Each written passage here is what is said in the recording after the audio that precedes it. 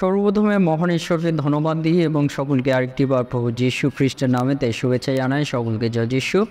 আসুন আজকে যে আলোচনার বিষয় তা হলো প্রভু যীশু খ্রিস্ট যখন ক্রুশে তিনি বলিদান হন, সেই সময় তার দুপাশে দুজন অপরাধী আমরা বলতে পারি, এবং সেই অপরাধীদেরকে যখন ক্রুশে দেওয়া হয়, সেই ক্রুশে দেওয়ার সময় প্রভু যীশুকেও ক্রুশে দেওয়া হয়। আর সেই সময় প্রভু যীশুর সঙ্গে দুইজন অপরাধীর কথা হয় ক্রুশে। একজন প্রভু যীশুকে নাকচ করে, অবিশ্বাস করে, কিন্তু আরেকজন প্রভু যীশুকে বিশ্বাস করে। কেমনভাবে বিশ্বাস করে? যে প্রভু যীশু তিনি যখন এই ক্রুশীয় মৃত্যু তার হবে এবং ক্রুশীয় মৃত্যুর পরে তিনি যখন স্বর্গে যাবেন, সেই সময় তিনি যেন সেই অপরাধীকে মনে করেন। অর্থাৎ প্রভু যীশুর ডান দিকে এক অপরাধী এবং প্রভু যীশুর বাঁ দিকে এক অপরাধী। আর দুইজনের মধ্যে যে বাঁ দিকে আছে সে অবিশ্বাস করে, কিন্তু যে ডান দিকে যে আছে সে প্রভু যীশুকে বিশ্বাস করে। এবং কেন প্রভু যীশুকে বিশ্বাস করে? যে যারা অপরাধী তারা স্বীকার করেন যে তাদের যে কার্য, তারা জীবনে যে কার্যগুলো করেছে সেই কার্যের মধ্য দিয়ে তাদের শাস্তি দেওয়া হয়েছে এবং সেটা যোগ্য। কিন্তু এই যে প্রভু যীশু যিনি ক্রুশে বলিদান হচ্ছেন, সেই প্রভু যীশু তিনি কোনো দোষ করেননি, কোনো অপরাধ করেননি, কিন্তু বিনা দোষে তিনি ক্রুশে বলিদান হচ্ছেন। আর সেই সময়ে প্রভু যীশুর সমস্ত কিছু সে অপরাধীরাও তারাও জানত যে প্রভু যীশু কী অলৌকিক কার্য তিনি করেছেন। তার বাক্যের শক্তি এবং তার কথার যে শক্তি, সেই সমস্ত কিছু তারাও জানতেন। এবং সেই মধ্য দিয়ে একজন যিনি প্রভু যীশুর ডান দিকে তিনি ক্রুশবিদ্ধ হয়ে আছেন, সেই একজন প্রভু যীশুকে বিশ্বাস করলেন যে প্রভু যীশু তুমি সাধারণ নও, কিন্তু তুমি যখন স্বর্গে যাবে তোমার সেই পরম দেশে, নিজ দেশে, তখন আমাকে যেন তুমি স্মরণ করো। আর সেই মধ্য দিয়ে প্রভু যীশু তিনি যে বিষয়টি বলেন সেইটি নিয়েই হলো আজকে আমরা আলোচনা করব। যে প্রভু যীশু তখন সেই অপরাধীকে, তার ডান দিকে যিনি আছেন সেই অপরাধী, তিনি যে প্রভু যীশুকে বিশ্বাস করেন, সেই প্রভু যীশু তাকে কি বললেন বাক্যের মধ্য দিয়ে, সে বিষয় নিয়ে আজকে আমরা আলোচনা করব। তা আসুন আমরা সর্বপ্রথমে ঈশ্বরের বাক্য শুনি। লূক তার 23 অধ্যায় 43 পদ। তিনি তাহাকে কহিলেন, আমি তোমাকে সত্য বলিতেছি, অদ্যই তুমি পরম দেশে আমার সঙ্গে উপস্থিত হইবে। ঈশ্বর তার বাক্যে আমাদের প্রত্যেককে আশীর্বাদ যুক্ত করুন, আমেন। আসুন আমরা প্রার্থনা করি। হে আমাদের স্বর্গের পিতা, আমাদের দয়াবান প্রভু, আমাদের পরিত্রাণকারী প্রভু, তোমাকে ধন্যবাদ দিই প্রভু। প্রভু তোমার বাক্য যে আজকে আমাদেরকে আরেকটিবার শোনার সুযোগ করে দিলে, এই বাক্যের মধ্য দিয়ে তুমি আমাদের জীবনে তুমি কথা বলো, এবং প্রভু তোমার পবিত্র আত্মা পরিচালনা দাও। যতজন সন্তানেরা প্রভুকে এই মুহূর্তে যুক্ত হয়েছে প্রত্যেককে জীবনে তুমি কথা বলো, এবং প্রভু তোমার পথ সকল জানতে তুমি সাহায্য করো। সঙ্গে সঙ্গে থাকো, এই প্রার্থনা প্রভু যীশু খ্রিস্ট নামে চাই, আমেন। জয় যীশু, জয় যীশু, জয় যীশু। আজকে আমরা দেখি যে প্রভু যীশুকে যখন ক্রুশে দেওয়া হয়, সেই সময় প্রভু যীশু তিনি একজন অপরাধীকে তিনি বললেন, কি তিনি সেই অপরাধীকে তিনি বললেন যে আজই আমি তোমাকে সত্য বলিতেছি, অদ্যই তুমি পরম দেশে আমার সঙ্গে উপস্থিত হইবে। অর্থাৎ আজকেই তুমি আমার সঙ্গে পরম দেশে, অর্থাৎ প্রভু যীশু তিনি বলছেন যে তিনি স্বর্গে যখন তিনি উপস্থিত হবেন, তার ক্রুশীয় মৃত্যুর পরে তিনি যখন জীবিত হয়ে উঠবেন এবং তিনি যে সশরীরে স্বর্গে যাবেন, সেই সময় সেই একজন অপরাধী যিনি প্রভু যীশুর সঙ্গে তিনি ক্রুশে তিনি ঝুলেছেন, সেই অপরাধী তার ডান দিকে, সেই অপরাধী তিনি কি বলেন? যে তুমি যেন আমাকে স্মরণ করো। তখন প্রভু যীশু তিনি কি বললেন? প্রভু যীশু বললেন যে আজকেই তুমি আমার সঙ্গে উপস্থিত হইবে, আজকেই তুমি পরম দেশে আমার সঙ্গে উপস্থিত হইবে। অর্থাৎ আজকেই যেদিন প্রভু যীশু তার ক্রুশীয় মৃত্যু ভোগবে, সেই দিনই তিনি সেই অপরাধীকে তিনি পরম দেশে তিনি নিয়ে যাবেন। সেই পরম দেশ অর্থাৎ সেই স্বর্গে তিনি নিয়ে যাবেন সেই অপরাধীকে। সে বিষয় প্রভু যীশু তিনি বলেছেন।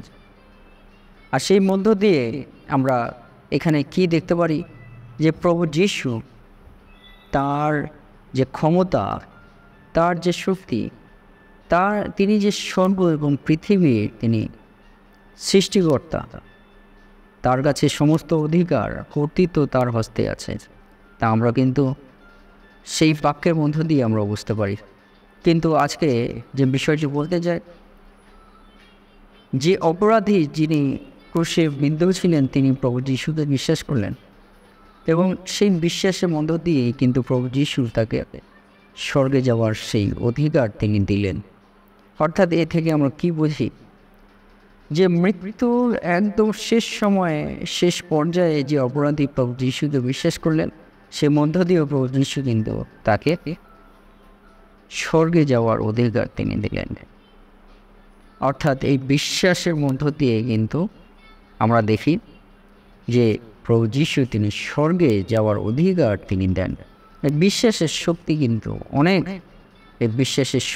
কিন্তু অনেক গভীর, যা আমরা এই বিশ্বাসের মধ্য দিয়ে আমরা দেখতে পারি যে এই বিশ্বাসের শক্তি কার্যকরী করেছে। সেটিভাবে আজকে আমরা দেখি যে বিশ্বাসের মধ্য দিয়েই কিন্তু আমরা স্বর্গ আমরা পেতে পারি। আজকে আরেকটি বাক্য আমরা দেখব, সে বিষয়ে আমরা আলোচনা করার মধ্য দিয়ে প্রথম যে বিষয় বলতে চাই যে ঈশ্বরের যে অনুগ্রহ, ঈশ্বরের যে দয়া প্রভু যীশু তিনি সেই অপরাধীকে তিনি দিলেন। কি দয়া দিলেন? স্বর্গে যাওয়ার অধিকার তিনি দিলেন। তিনি না চাইলে কিন্তু তিনি স্বর্গে যাওয়ার অধিকার পেতেন না সেই অপরাধী, কিন্তু প্রভু যীশু তার দয়াতে, তার করুণাতে, তার অনুগ্রহতে সেই অপরাধী স্বর্গে যাওয়ার অধিকার পেল। অর্থাৎ আমরা যদি শেষ মুহূর্তেও যদি আমরা মন পরিবর্তন করি, আমরা এই জাগতিক বিশ্বাস থেকে, জাগতিক আমরা চিন্তাধারা থেকে আমরা যদি মন পরিবর্তন করে আমরা প্রভু যীশুতে আমরা আমাদের জীবন রাখি, তাহলে কিন্তু আমাদের এই মন পরিবর্তনের মধ্য দিয়ে আমরা ঈশ্বরের দয়া আমরা পেতে পারি। সেই দয়া কি? আমাদের ঈশ্বরের পরম দেশে নিয়ে যেতে সাহায্য করে। ঈশ্বরের পরম দেশ অর্থাৎ সেই স্বর্গে যাওয়ার অধিকার আমরা পেতে পারি। আমরা বাক্য দেখব, আমরা প্রথম যে বাক্য দেখব এফেসীয় 2:8 এবং 9 পদ। কি আমরা দেখব যে ঈশ্বরের যে অনুগ্রহ, তা হলো আমরা যদি মন পরিবর্তন করি, শেষ পর্যন্ত আমরা যদি মন পরিবর্তন করে প্রভু যীশুকে আমাদের বিশ্বাস রাখি, তাহলে কিন্তু আমরা পরিত্রাণ আমরা পাই। তার থেকেই কিন্তু আমরা ঈশ্বরের রাজ্যে প্রবেশের অধিকার আমরা পাই।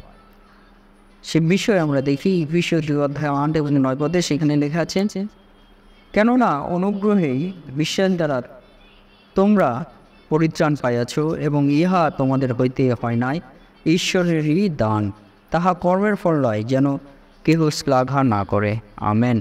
অর্থাৎ আমাদের পিতা ঈশ্বর যে বিষয় তিনি বলতে চান যে কেননা অনুগ্রহেই বিশ্বাস দ্বারা, অর্থাৎ ঈশ্বরের যে অনুগ্রহ এবং আপনার বিশ্বাস, আপনার যে বিশ্বাস থাকবে এবং ঈশ্বরের অনুগ্রহ, আপনি যদি বিশ্বাস করেন ঈশ্বরের অনুগ্রহ আপনার জীবনে যুক্ত হয়, ঈশ্বরের দয়া আপনার জীবনে যুক্ত হয়, ঈশ্বরের করুণা আপনার জীবনে যুক্ত হয়। তাই বলছে যে কেননা অনুগ্রহেই বিশ্বাস দ্বারা তোমরা পরিত্রাণ পাইয়াছ।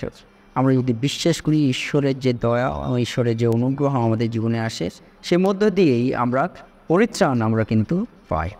পিতা ঈশ্বর তিনি বাক্যে বলছেন এবং বলছেন যে ইহা তোমাদের হইতে হয় নাই, আমাদের দ্বারা কিন্তু এই পরিত্রাণ আমরা পাইনি। যে অপরাধী তিনি শেষ পর্যন্ত প্রভু যীশুকে ক্রুশে মৃত্যুর একদম শেষ মুহূর্ত পর্যন্ত প্রভু যীশুকে বিশ্বাস করলেন, মন পরিবর্তন করলেন এবং সেই মন পরিবর্তনের ফলে যে বিশ্বাস তিনি করলেন, সেই বিশ্বাসের মধ্য দিয়ে কিন্তু তিনি স্বর্গরাজ্যে যাওয়ার অধিকার পেলেন। অর্থাৎ এইটা কিন্তু বলছে যে তোমাদের কর্মের ফল নয়, এটা তোমাদের কর্মের ফল নয়, ইহা তোমাদের হয়তো হয় নাই, কিন্তু ঈশ্বরেরই দান, প্রভু যীশুরই দান। প্রভু যীশু তিনি দান করেছেন, দয়া করেছেন, তোমাকে অনুগ্রহ দিয়েছেন। সেই মধ্য দিয়ে সে ক্রুশে যে অপরাধী তিনি কিন্তু পরিত্রাণ পেলেন, তিনি কিন্তু ঈশ্বর রাজ্যে প্রবেশের অধিকার পেলেন। বলছে তাহা তোমার কর্মের ফল নয়, যেন কেহ শ্লাঘা না করে। আমাদের কারো কর্মের ফল দ্বারা কিন্তু আমরা ঈশ্বরের পরিত্রাণ আমরা পাইতে পারবো না। কিন্তু আমাদের বিশ্বাস যদি আমরা প্রভু যিশুতে রাখি, সেই মধ্য দিয়ে পিতা ঈশ্বর তিনি আমাদের দয়া করেন, অনুগ্রহ করেন, করুণা করেন। সেই জন্য পিতা ঈশ্বর বলেন, তোমরা কেউ যেন শ্লাঘা না করো। শ্লাঘা মানে আমরা যেন অহংকার না করি, গর্ব আমরা না করি যে আমাদের দ্বারা আমরা পরিত্রাণ পেয়েছি। কিন্তু ঈশ্বর যতক্ষণ না দয়া করবেন ততক্ষণ সে পরিত্রাণ আমরা পাবো না। আমরা ঈশ্বরের বাক্য থেকে দেখি, এবং আরেকটি বাক্য আমরা দেখব ঈশ্বরের বাক্য থেকে, যে ঈশ্বরের দয়া মধ্য দিয়েই আমরা কিন্তু পরিত্রাণ আমরা পাই। সেটা হলো যদি আমরা মন পরিবর্তন এবং বিশ্বাস করি। তার 3 অধ্যায় 3 থেকে 7 পদ, সেখানে আমরা দেখি আমাদের পিতা ঈশ্বর তিনি কী বলেন, যে পিতা ঈশ্বর তিনি বলেন যে আমরা যে ঈশ্বরের যে অনুগ্রহ বা দয়া বা করুণা আমরা পাই, তা হলো আমরা যখন মন পরিবর্তন করি ঈশ্বরে, এবং ঈশ্বরে যখন আমরা মন পরিবর্তন করি এবং বিশ্বাস করি, সেই মধ্য দিয়ে কিন্তু আমরা ঈশ্বরের দয়া করুণা আমরা পাই। তার 3 অধ্যায় 3 থেকে 7 পদ, সেখানে লেখা আছে যে কেননা পূর্বে আমরাও নির্বোধ, অবাধ্য, ভ্রান্ত, নানাবিধ অভিলাষের ও সুভোগের দাস, হিংসাতে ও মাৎসর্যে কালক্ষেপকারী, ঘৃণাহ ও পরস্পর দেশকারী ছিলাম। কিন্তু যখন আমাদের ত্রাণকর্তা ঈশ্বরের মধুর স্বভাব এবং মানবজাতির প্রতি প্রেম প্রকাশিত হইল, তখন তিনি আমাদের কৃত ধর্মকর্ম হেতু নয়, কিন্তু আমাদের দয়ানুসারে পুনর্জন্মের স্নান ও পবিত্র আত্মার নূতনীকরণ দ্বারা আমাদিগকে পরিত্রাণ করিলেন। সেই আত্মাকে তিনি আমাদের ত্রাণকর্তা যীশু খ্রিস্ট দ্বারা আমাদের উপরে প্রচুর রূপে ঢালিয়া দিলেন, যেন তাহারই অনুগ্রহে ধার্মিক গণিত হইয়া আমরা অনন্ত জীবনের প্রত্যাশা অনুসারে দায়াধিকারী হই। Amen, hallelujah, hallelujah. অর্থাৎ আমাদের পিতা ঈশ্বর তিনি আমাদেরকে কি বলছেন, যে আমরা যে পিতা ঈশ্বর থেকে যে দয়া করুণা আমরা পাই, যে অনুগ্রহ আমরা পাই, তা হলো যখন আমরা পিতা ঈশ্বরে আমরা মন পরিবর্তন করি, পিতা ঈশ্বরে যখন আমরা বিশ্বাস করি। যেমন প্রভু যিশুর সঙ্গে যখন আমরা দেখি যে আরেকজন অপরাধী তিনি ক্রুশে তিনি বলিদান হচ্ছিলেন, সেই সময় একজন নিষ্কলঙ্ক আমরা দেখি প্রভু যিশু তিনিও ক্রুশে বলিদান হচ্ছিলেন। কিন্তু যে অপরাধী তিনি তার অপরাধের শাস্তি তিনি জানেন যে ক্রুশে মৃত্যু তিনি ভোগ করছেন, এটা ন্যায্য। কিন্তু তার পাশে যিনি ক্রুশে বলিদান হচ্ছেন তিনি হলেন যীশু খ্রিস্ট, কিন্তু তিনি কোনো অপরাধ করেননি, বিনা অপরাধে তিনি ক্রুশে বলিদান হচ্ছেন। এবং সেই প্রভু যীশু তিনি আমাদের জীবনদানকারী, সে বিষয় কিন্তু তার ডান পাশে যে অপরাধী ছিলেন প্রভু যীশু বিষয় কিন্তু তিনি জানেন, এবং সেই প্রভু যিশুতে তিনি বিশ্বাস তিনি করেছিলেন। সেই প্রভু যিশুতে বিশ্বাসের মধ্য দিয়ে কিন্তু আমরা দেখি যে তিনি প্রভু যিশুর দয়া তিনি পেয়েছিলেন। সেই ঠিকভাবে আজকে আমরা দেখি যে প্রভু যিশুর যে দয়া, যে করুণা, যে অনুগ্রহ, তা কিন্তু আমরা আমাদের কার্যের দ্বারা আমরা পাই না। কিন্তু পিতা ঈশ্বর তিনি আমাদেরকে বলেন যে প্রভু যিশুর যে দয়া আমরা পেয়েছি, তা হলো আমরা যদি প্রভু যিশুতে মন পরিবর্তন করে প্রভু যিশুতে আমরা সমর্পণশীল জীবন রাখি, এবং প্রভু যিশুতে আমরা যখন আমরা বিশ্বাস করি, তখন কিন্তু আমরা ঈশ্বরের দয়া করুণা পাই। যেমন সেই অপরাধী তিনি মৃত্যুমুখে পতিত হয়ে প্রভু যিশুর দয়া করুণা পেয়েছিলেন যখন তিনি মন পরিবর্তন করেছিলেন এবং প্রভু যিশুতে সমস্ত বিশ্বাস তিনি রেখেছিলেন। যেমন আমরা দেখি ঈশ্বরের বাক্যে লেখা আছে যে কেননা পূর্বে আমরাও নির্বোধ ছিলাম। আমরা সকল মানবজাতি যারা আমরা প্রভু যিশুকে জানতাম না, আমরা কিন্তু নির্বোধ ছিলাম এবং অবাধ্য, ভ্রান্ত, আমরা কী করব আমরা জানি না, অবাধ্য সন্তান আমরা ছিলাম। নানাবিধ বিলাস আমাদের যা কিছু পছন্দ সেই বিষয়টিকে আমরা লোভ আমরা করতাম, সুখভোগের আমরা দাস আমরা ছিলাম। হিংসাতে এবং হিংসা করা, মাৎসর্য, অর্থাৎ আমাদের মানসিক আমরা যদি দেখি লড়াই, এই সমস্ত কিছুর সঙ্গে আমরা যুক্ত ছিলাম। এবং বলছে ঘৃণা এবং পরস্পর দেশকারী ছিলাম, একে অন্যকে আমরা দেশ আমরা করতাম। এইরকম আমাদের জীবন। কিন্তু বলছে যখন আমরা আমাদের ত্রাণকর্তা ঈশ্বরের মধুর স্বভাব আমাদের ত্রাণকর্তা ঈশ্বরের মধুর স্বভাব অর্থাৎ প্রভু যিশুর মধুর স্বভাব যখন মানবজাতির প্রতি প্রেম প্রকাশিত হইল, প্রভু যিশুর মধুর স্বভাব এবং মানবজাতি আমাদের প্রতি যে তার প্রেম প্রকাশিত হলো এই ক্রুশীয় বলিদানের মধ্য দিয়ে, যেখানে আমরা প্রভু যিশুকে বিশ্বাসের মধ্য দিয়ে আমরা পরিত্রাণ আমরা পেতে পারি। এবং তখন তিনি আমাদের কৃত ধর্মকর্ম হেতু নয়, আমরা যা কার্য করছি সেই কার্যের মধ্য দিয়ে নয়, কিন্তু কি বলছেন যে আপনার দয়া অনুসারে, প্রভু যিশু তার দয়া অনুসারে পুনর্জন্মের স্নান অর্থাৎ বাপ্তিস্ম দ্বারা এবং পবিত্র আত্মার নতুনীকরণ দ্বারা, পবিত্র আত্মার যে অভিষিক্ত আমাদের জীবনে ঘটে, সেই মধ্য দিয়ে আমাদের জীবন যেভাবে পরিবর্তন হয়, সেই মধ্য দিয়ে আমরা পরিত্রাণ তিনি আমাদেরকে দান করেন। এবং বলছে সেই আত্মাকে তিনি আমাদের ত্রাণকর্তা যীশু খ্রিস্ট দ্বারা আমাদের উপরে প্রচুর রূপে ঢালিয়া দিলেন।